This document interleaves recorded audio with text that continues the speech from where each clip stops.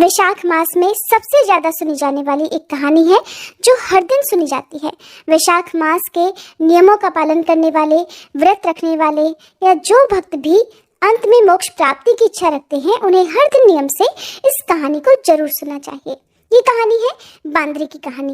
अगर आपको आज की ये वीडियो पसंद आए तो प्लीज वीडियो को लाइक जरूर कीजिएगा और हमारे चैनल पर हर दिन वैशाख मास महात्म्य की कथाएं भी सुनाई जा रही हैं।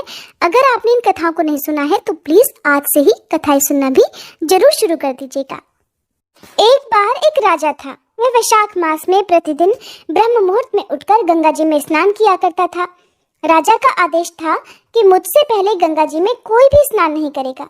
राजा जब गंगा जी में स्नान करने जाते तो उन्हें प्रतिदिन शांत जल की जगह पर हिलता हुआ जल दिखाई देता था। तब राजा को संदेह हुआ कि निश्चय ही मुझसे पहले कोई हर दिन आकर गंगा जी में स्नान करके चला जाता है। इसलिए राजा ने नदी के तट पर पहरेदार बिठा दिए। गंगा जी के तट पर एक वृक्ष था, उस पर एक बंदरिया रहा करती थी। वह हर दिन राजा के स्नान करने से पहले ही स्नान करके वृक्ष पर चढ़कर बैठ जाती थी। इस प्रकार होते होते पूरा वैशाख मास बीत गया, किंतु अंतिम दिन राजा के सिपाहियों ने देख लिया और उस बंदरिया को पकड़कर राजा के पास ले गए और कहने लगे कि महाराज, यही वो बंदरिया है जो आपसे पहले प्रतिदिन गंगा जी में स्नान करती है। उधर राजा की प्रतिज्ञा ये थी कि अगर कोई भी स्त्री मुझसे पहले स्नान करती होगी तो मैं उसी से विवाह कर लूंगा। इसलिए अब अपनी प्रतिज्ञा के अनुसार राजा को उस बंदरिया के साथ ही विवाह करना पड़ा। वैशाख मास के स्नान के पुण्य से बांदरी के गर्भ ठहर गया। 9 महीने पूर्ण होने पर बांदरी ने राजा से पूछा कि महाराज, शिशु जन्म के समय मुझे क्या करना चाहिए। तब राजा ने महल में एक घंटी लगवा दी और बंदरी से कहा कि जब तुम्हें दर्द हो उसे बजा देना, मैं सारा प्रबंध करवा दूंगा। राजा की अन्य रानियां भी थीं, लेकिन उनकी कोई संतान नहीं थी। बंदरिया को गर्भ ठहरा है ये समाचार जानकर अन्य रानियां मन ही मन उस बंदरिया से ईर्ष्या करने लगी और भावी संतान का नाश करने के लिए तरह तरह की योजनाएं बनाने लगी। घंटी लगी देखकर एक रानी ने बंदरिया से इसका कारण पूछा। तब उसने सारा वृतांत सुना दिया। रानी ने बहकाया कि एक बार घंटी बजाकर देख तो ले कि राजा आते भी है या नहीं। बंदरी ने घंटी बजाई तो राजा दौड़े दौड़े महल में आए और घंटी बजाने का कारण पूछा। तब बंदरिया बोली, महाराज, मैंने तो रानियों के कहने से ही घंटी बजाई थी। तब रानियों ने राजा से कहा कि महाराज, ये तो पशु है, न जाने कितनी बार घंटी बजाएगी। ऐसा कहकर रानियों ने राजा से कहकर उस घंटी को हटवा दिया। कुछ दिनों के बाद बंदरिया के शिशु जन्म का समय आया तो उसने अन्य रानियों से पूछा कि रानियों, अब मैं क्या करूं। तब रानी कहने लगी कि तुम आंखों पर पट्टी बांधकर सो जाओ। उधर बंदरी के वैशाख मास के स्नान के पुण्य प्रताप के रूप में उसे एक सुंदर पुत्र हुआ। शिशु के जन्म होते ही उसके रोने से पहले ही रानियों ने उसे एक टोकरी में रखकर दासी को दे दिया और आदेश दे दिया कि इसे जाकर नदी में बहाओ। और इधर रानियों ने उस शिशु की जगह पर एक पत्थर वहां पर रख दिया। राजा को भी कहला दिया कि महाराज, बंदरिया ने तो एक पत्थर को जन्म दिया है। राजा ने सुना तो उन्होंने भी संतोष कर लिया कि जब दूसरी रानियों की संतान नहीं है तो ये तो बंदरी है, इसके भला क्या संतान होगी। उधर दासी ने उस सुंदर शिशु को नदी में ना बहाकर कुम्हार के खंदड़ में रख दिया। दूसरे दिन कुम्हार कुम्हारिन उस खंदड़ में आए तो वहां एक सुंदर शिशु को रोते हुए देखा। कुम्हार और कुम्हारिन भी निसंतान थे। उन्होंने उस शिशु को अपने लिए भेजी गई भगवान की भेंट माना और बड़े प्रेम से शिशु का पालन पोषण करने लगे। कुछ बड़ा होने पर जब उस बालक को ये ज्ञात हुआ कि वह रानी बंदरी का पुत्र है जिसको रानियों ने मरवाना चाहा था, एक दिन वह बालक कुम्हार के बनाए हुए मिट्टी के हाथी घोड़े लेकर पनघट पर जा बैठा और दासियों को देखकर कहने लगा, आओ रे मेरे मिट्टी के हाथी घोड़े, पानी पियो।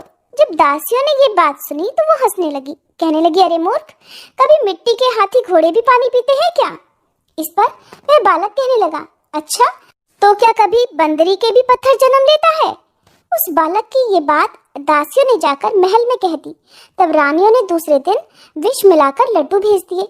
ईश्वर की कृपा से लड्डू गोंद और बादाम के हो गए और उन लड्डुओं को खाने से उस लड़के की मृत्यु नहीं हुई।